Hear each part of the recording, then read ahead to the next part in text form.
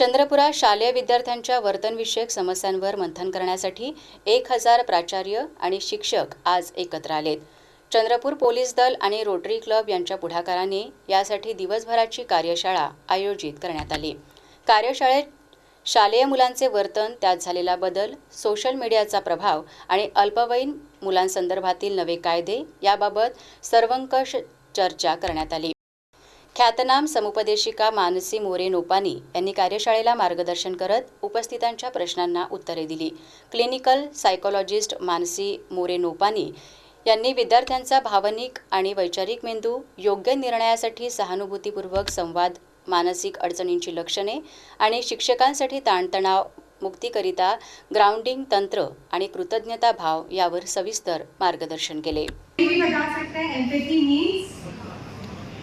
समझना, very nice. तो इसका मतलब जब हम किसी सामने वाले पर्सन के दर्द, उनकी भावनाओं, उनकी सोच को महसूस करते हैं अपने अंदर, राइट, जब हम उनके सामने वाला जो महसूस कर रहा है वो दुखी है, तो हम उस दुख को जब महसूस कर सकते हैं तो उसे कहते हैं एम्पैथी। तो जैसे कहते हैं कि हम बच्चों के वर्ल्ड में घुस के उनको सोचने की कोशिश करेंगे कि वो कैसा महसूस कर रहा है, राइट। तो जब हम लोग अब क्वेश्चन है क्यों मैं ऐसा करूँ, क्यों है, मेरे पास तो इतना टाइम ही नहीं है कि बच्चों के वर्ल्ड में घुसे या उनके इमोशंस को समझूं, क्योंकि ये जो बच्चे हैं, अगर हम लोग काउंसलिंग करते हैं या थेरेपी लेते हैं तो सब बच्चों का एक ही प्रश्न होता है कि मैं बहुत अकेला फील करता हूँ, मेरे लाइफ में कोई भी नहीं है जो मेरी बातें सुन सके।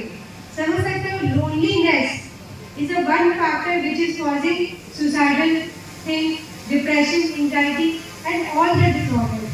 तो आप सोचो कि वो लोनलीनेस को जब अगर हम खत्म कर सकेंगे तो हम मेजर प्रॉब्लम्स को अपने आसपास में भी खत्म कर सकते हैं। Teachers educating, empowering and nurturing students हा कार्यक्रमचा उद्देश असा आहे की आपण शिक्षकांना मुलांबरोबर जे घटना घडत आहे, जे क्राईम घडत आहे, त्याच्यामध्ये as a first responder, as first aid कसा तयार करू शकतो, तो याच्या मागेचा उद्देश होता. त्यांना आपण जे पॉक्सो कायदा वगैरे इतर जे घटना घडत आहे त्याच्याबद्दल थोडी जानकारी दिली, त्याच्यामध्ये त्यांचा रोल काय आहे त्याच्याबद्दल बोलला.